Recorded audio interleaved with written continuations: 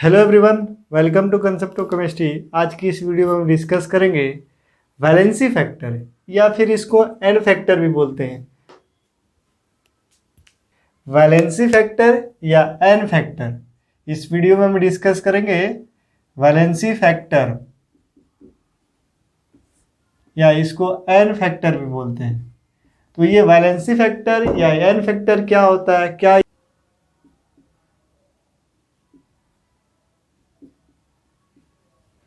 तो valency factor का बहुत ज़्यादा इम्पोर्टेंस है। अगर बात करें हम किसी का हमको इक्विवेलेंट वेट निकालना है, तो इसके लिए हमको वैलेंसी फैक्टर का आइडिया होना चाहिए, तब हम किसी का इक्विवेलेंट वेट निकाल सकते हैं। कोई भी कंपाउंड का इक्विवेलेंट वेट तब हम निकाल सकते हैं जब हमको वैलेंसी फैक्टर के बारे में कुछ आइडिया हो।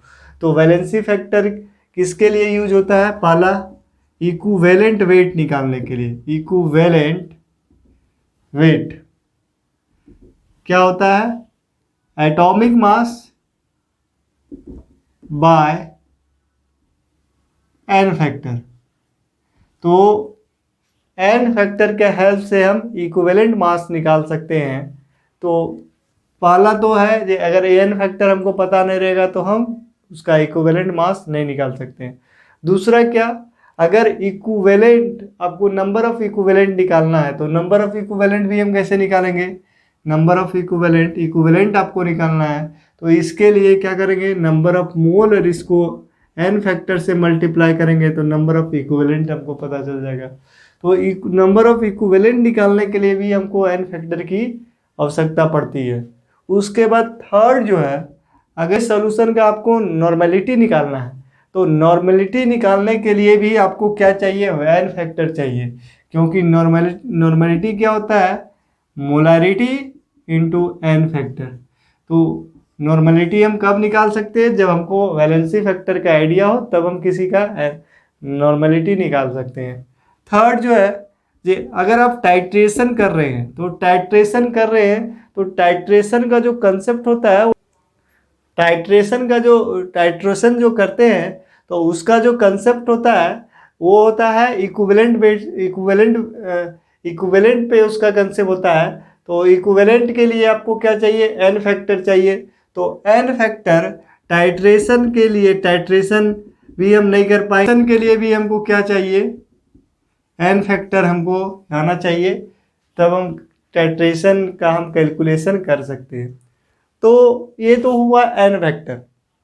अब बात करते हैं जे एन फैक्टर किस किस एन फैक्टर निकालते हैं। तो इसको कैटेगराइज किए हैं। फैक्टर निकालने के लिए हम 6 पार्ट में हम इसको डिवाइड किए हैं।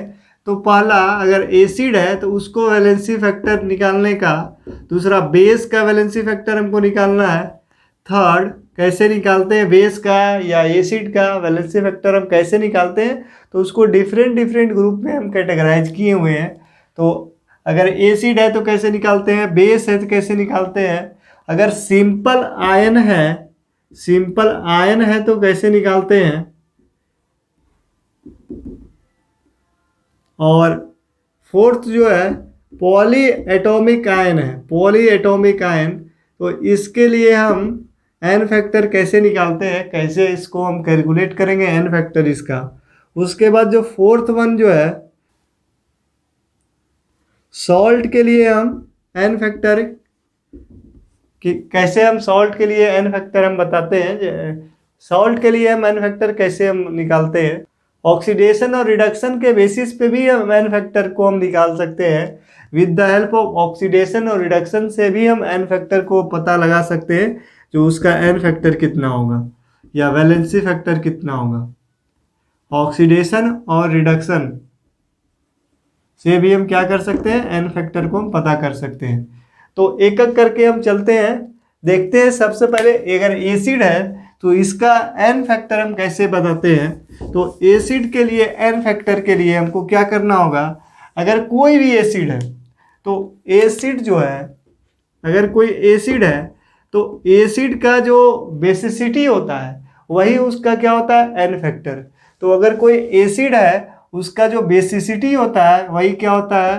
N factor. जब हम एसिड को वाटर में डिजॉल्व करेंगे तो क्या होगा, H प्लस रिलीज करेगा।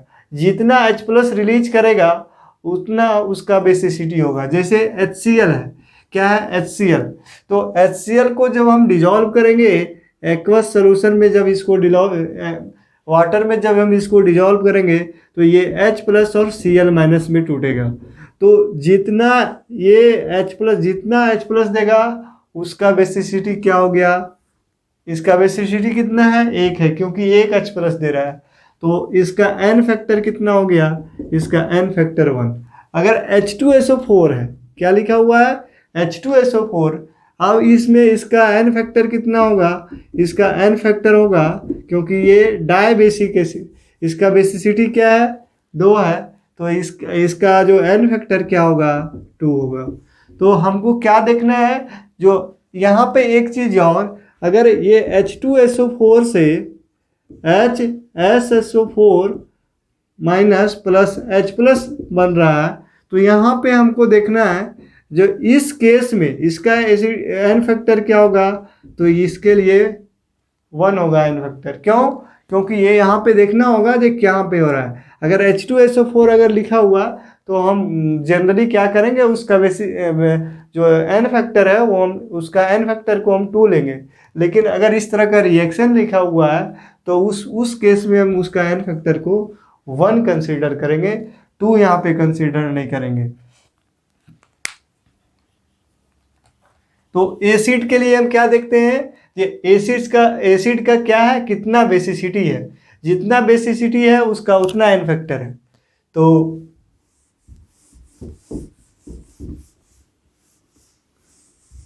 तो कुछ एग्जाम्पल देख लेते हैं, जैसे ऑक्जी एसिड देख लेते हैं फॉस्फोरस का। तो H3PO4 है, वाला क्या है H3PO4, इसका एन फैक्टर क्या होता है, H3PO2 का एन फैक्टर क्या होता है, H3PO2 का एन फैक्टर क्या होता है, और H3PO3 का एन फैक्टर क्या होता है। तो तीनों केस में हम देखते हैं। तो सबसे पहले इसका स्ट्रक्चर बनाना हमको आना चाहिए। तो स्ट्रक्चर बनाने के लिए पहले बता चुके हैं पिछले वीडियो में, उसका लिंक यहाँ पे लगा दे रहे हैं, अगर नहीं देखे हैं तो देख लीजिएगा उस वीडियो को। तो यहाँ पे OH, तो यहाँ पे देख रहे हैं, तो इसका एन फैक्टर हम कैसे कैलकुलेट करेंगे। यहाँ पे जो H जो है, OH का जो H होता है वो क्या होता है, ज़्यादा एसिडिक होता है, और वहीं से H प्लस रिलीज होता है। P और H वाला जो बॉन्ड होता है ऑक्जी एसिड ऑफ फास्फोरस में, ये H प्लस के रूप में नहीं निकलता है और ये बॉन्ड क्लीव नहीं होता है, तो इसको कंसीडर नहीं करना है। ये अगर 3 है, यहाँ पे जैसे आपको दिख रहा होगा 3, तो इसका बेसिसिटी 3 नहीं है, इसका यहाँ पे देख, तो यहाँ पे इसको 3 दिख रहा है, तो यहाँ पे हमको देखना होगा जो कौन सा एसिड है। अगर इसका स्ट्रक्चर बनाना होगा उसके बाद हम बता सकते हैं ये कितना इसका एन फैक्टर होगा। तो यहाँ पे इसका जो स्ट्रक्चर बना रहे हैं, तो स्ट्रक्चर तो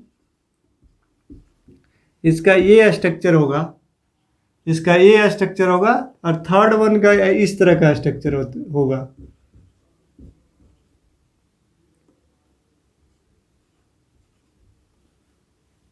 तो ये तीसरा का स्ट्रक्चर है। अब यहाँ पे देख रहे हैं इस केस में क्या है, इस केस में इसका बेसिसिटी कितना है 3, इस केस में इसका बेसिसिटी क्या है 1, और इस केस में क्या है 2। तो ये कैसे देख रहे हैं 1 2 3 हम कैसे कर रहे हैं, तो यहाँ पे देख रहे हैं, यहाँ पे जो OH वाला H है यही H प्लस के रूप में निकलेगा, यहाँ पे जो H है ये H प्लस के रूप में निकलेगा, यहाँ पे 3 H निकलेगा। तो इसका क्या हो गया, ये यहाँ पे इसका एन फैक्टर क्या हो गया 3, इसका क्या होगा 1 होगा, इसका कितना होगा 2 होगा। तो एन फैक्टर देखने के लिए हमको क्या देखना होगा, अगर फॉस्फोरिक एसिड दिया हुआ है तो वहाँ पे जो OH वाला जो बॉन्ड है वही क्लीव होता है, वहीं से H प्लस रिलीज होता है, और ये वाला बॉन्ड क्लीव नहीं होता है, PH का बॉन्ड क्लीव नहीं होता है। तो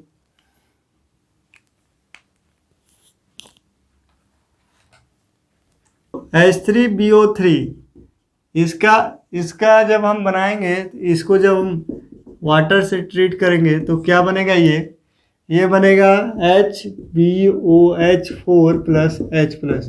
तो इसका बेसिसिटी एन फैक्टर क्या है, इसका 1 है, क्योंकि यहाँ पे H प्लस कितना रिलीज हो रहा है, 1 हो रहा है, तो इसका बेसिसिटी 1 है। उसके बाद अगर SO2 दिया हुआ है, CO2 दिया हुआ है, तो इस केस पे हम बेसिसिटी को कैसे फाइंड आउट करते हैं, तो जब इसको हम, ये एसिड है, जब इसको हम रिएक्शन करेंगे बेस के साथ, किसके साथ रिएक्शन करेंगे, बेस के साथ करेंगे, ये जितना OH माइनस से रिएक्ट करेगा, ये बेस है 2NaOH, ये क्या बनाएगा, एसिड को अगर बेस से मिलाएंगे तो क्या बनेगा, सॉल्ट प्लस वाटर। तो यहाँ पे वाटर प्लस क्या बन गया, सॉल्ट बन गया, Na2SO4 ये बन गया। अब यहाँ पे देख रहे हैं NaOH में कितना OH कंज्यूम, कितना बेस लग रहा है, इस रिएक्शन में कितना OH कंज्यूम हो रहा है, तो 2 OH कंज्यूम हो रहा है। तो इसका ये रिएक्शन में पार्टिसिपेट कर रहा है, तो कितना OH इससे रिएक्ट कर रहा है, तो यहाँ पे इसका 2 OH रिएक्ट कर रहा है, तो इसका एन फैक्टर कितना हो गया, 2 हो गया। सेम अगर हम इसको हम CO2 प्लस H2O करते हैं, क्या करते हैं, CO2 प्लस SO3 प्लस क्या करते हैं, तो यहाँ पे क्या बनता है, ये Na2SO4 नहीं बनता है, Na2SO3 बनता है। यहाँ पे अगर SO3 लिए तो क्या होगा, यहाँ पे 2NaOH प्लस क्या बनेगा, यहाँ पे H2O प्लस Na2SO4।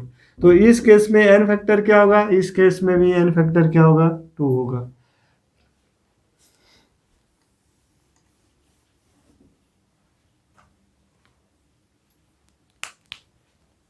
CH3COOH दिया हुआ है, ये वीक बेस है, और ये आयनाइज होगा H प्लस और Cl, इसके लिए एन फैक्टर कितना होगा, इसके लिए एन फैक्टर 1 होगा। अगर बात करें COH और COH, ये क्या है, ऑक्जेलिक एसिड। तो ऑक्जेलिक एसिड, ये इसका जो इसका एन फैक्टर क्या होगा, इसका एन फैक्टर होगा 2 इसका एन फैक्टर होगा 2H प्लस, क्या उसके बाद क्या होगा, यहाँ पे जो ए आयन बन रहा है इसी को बोलते हैं ऑक्जिलेट आयन। तो यहाँ पे ऑक्जिलेट आयन बन रहा है, इसका एन फैक्टर क्या है, 2 है। तो ये हो गया एसिड के लिए हम एन फैक्टर कैसे देखते हैं, वो हम आपको बताएं। आप देख रहे हैं जब बेस दिया हुआ है, तो उसका एन फैक्टर को हम कैसे कैलकुलेट करते हैं, कैसे हम बता सकते हैं कि किसका क्या एन फैक्टर होगा।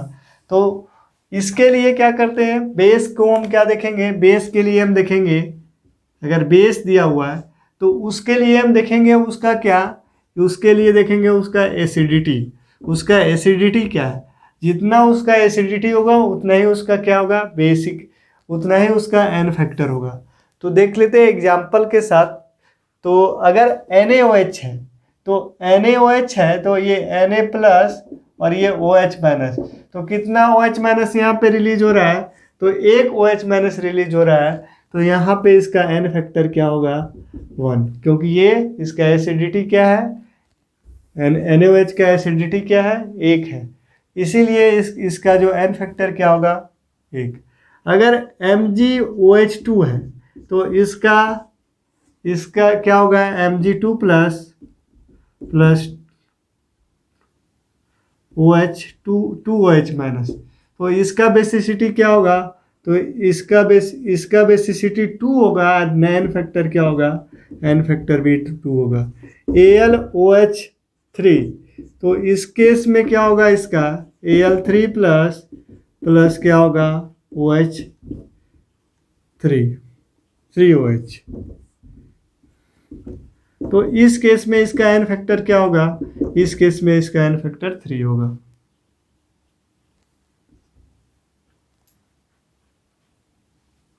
अगर NH4OH दिया हुआ है तो यहाँ पे NH4 plus plus OH minus, इसका एन फैक्टर क्या होगा, 1 होगा।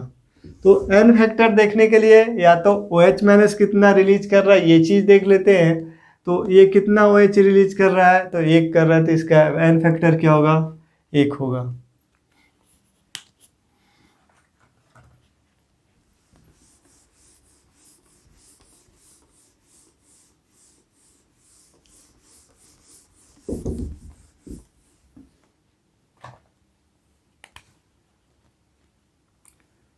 Na2CO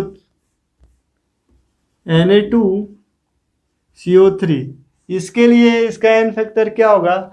तो यहाँ पे देख सकते हैं ये सॉल्ट भी है, तो यहाँ HCO3 NaHCO3, तो इस केस में देख रहे हैं तो यहाँ पे क्या है, इसका एन फैक्टर क्या है? इसका एन फैक्टर 1 है। कैसे चेक किए? तो यहाँ पे चेक कर रहे हैं, कैसे चेक कर रहे हैं इसको? तो यहाँ पे देख रहे हैं अगर इसको हम किससे रिएक्ट करें, इसको जब HCl से हम ट्रीट करें तो कितना HCl ये कंज्यूम करेगा, इस बेसिस पे हम कितना मोल HCl से ये रिएक्ट करेगा, इस बेसिस पे इसका हम एन फैक्टर को डिटरमाइन करते हैं। तो ये एक HCl से रिएक्शन करेगा तो इसका क्या होगा, इसका जो एन फैक्टर क्या होगा, इसका एन फैक्टर 1 होगा। तो इस पे भी डिपेंड करता है कि कितना मोल HCl से या Na2CO3, या फिर चार्ज देख सकते हैं, इसका चार्ज अगर देखें तो चार्ज देख करके भी बता सकते हैं। तो इसमें प्लस माइनस, इसका प्लस है इसका माइनस है, तो कोई भी प्लस सॉल्ट है तो उसका अगर सॉल्ट दिया हुआ है तो आइदर ऑफ द चार्जेस को हम कंसीडर करेंगे उसका वैलेंसी फैक्टर। तो इसका क्या होगा, H प्लस H माइनस है तो किसका वैलेंसी फैक्टर क्या होगा, इसका वैलेंसी फैक्टर 1 होगा। इस केस में क्या होगा, CO3 2 माइनस है तो इसका एन फैक्टर क्या होगा, 2 होगा। तो हम चार्ज को कंसीडर करेंगे, कैटायन और एनायन का हम चार्ज को कंसीडर करेंगे, उसके अनुसार हम बता सकते हैं उसका एन फैक्टर। को एल्युमिनियम का इक्विवेलेंट वेट निकालना है, तो यहाँ पे एल्युमिनियम का इक्विवेलेंट वेट निकालने के लिए क्या करना होगा, इक्विवेलेंट वेट अगर आपको एल्युमिनियम का निकालना है, एल्युमिनियम का इक्विवेलेंट वेट निकालना है, इक्विवेलेंट वेट एल्युमिनियम का निकालना है, तो क्या करेंगे, molecular weight, atomic weight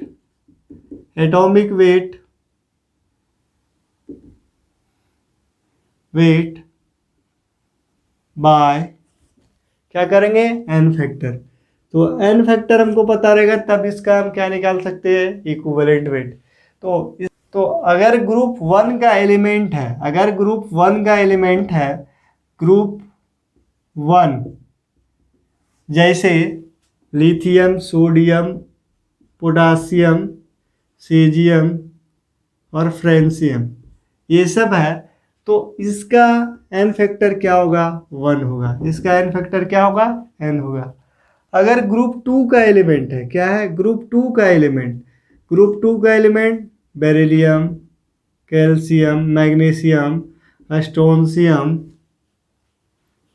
barium, तो इसका एन फैक्टर क्या होगा, 2 होगा। तो ये ग्रुप से भी हम बता सकते हैं इस ग्रुप का है तो उसका उस ग्रुप का है तो इसका वैलेंसी फैक्टर या एन फैक्टर क्या होगा, 2 होगा, क्योंकि इसका वैलेंसी को हम देख रहे हैं। वैलेंसी फैक्टर क्या है, उसका वैलेंसी को देख रहे हैं, तो ग्रुप 1 का वैलेंसी क्या होता है, 1, तो वैलेंसी फैक्टर इसका क्या होगा, 1 होगा।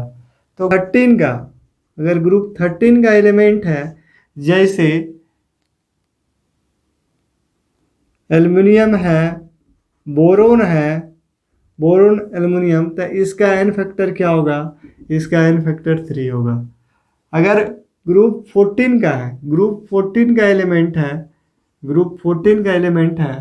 जैसे ग्रुप 14 का एलिमेंट है, कार्बन है, सिलिकॉन है, तो इसका वैलेंसी फैक्टर क्या होगा, एन फैक्टर कितना होगा, 4 होगा। अगर ग्रुप 15 का एलिमेंट है, नाइट्रोजन है, फास्फोरस है, तो इसका एन फैक्टर क्या होगा, 3 होगा। इसका एन फैक्टर क्या होगा, 3 होगा। उस तरह अगर हम देखें तो अगर ग्रुप 16 का है तो इसका एन फैक्टर क्या होगा, तो ग्रुप 16 के लिए वैलेंसी क्या होता है, तो 2 होता है, तो इसका एन फैक्टर क्या होगा, 2 होगा। इसका एग्जाम्पल ऑक्सीजन का वैलेंसी फैक्टर क्या होता है,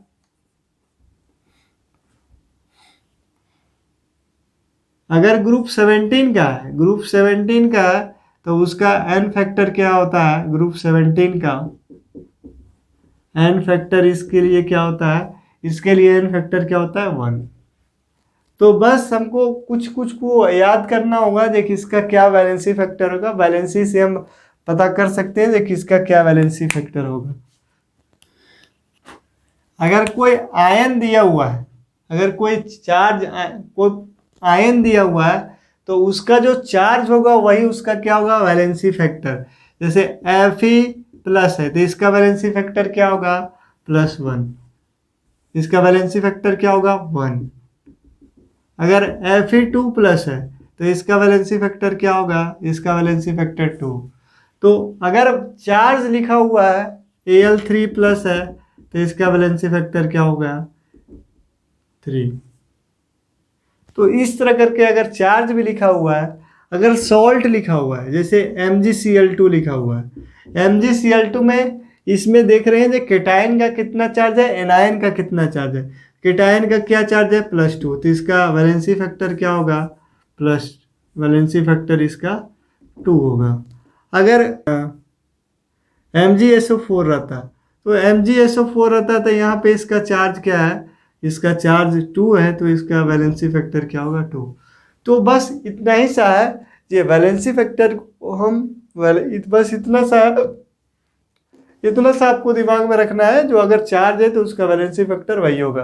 अगर सॉल्ट का केस है तो सॉल्ट का केस में क्या करते हैं, जो केटायन या एनायन का जो इंडिविजुअल चार्ज होता है, जो किसी एक का देखना है, दोनों का नहीं देखना है, दोनों को जोड़ना नहीं है। क्या करना है, किसी एक का देखना है, केटायन या एनायन का। आइदर ऑफ द चार्ज को हम कंसीडर करेंगे तो इसका जो चार्ज होगा वही उसका क्या होगा, वैलेंसी फैक्टर। तो वैलेंसी फैक्टर निकालना बहुत टफ नहीं है।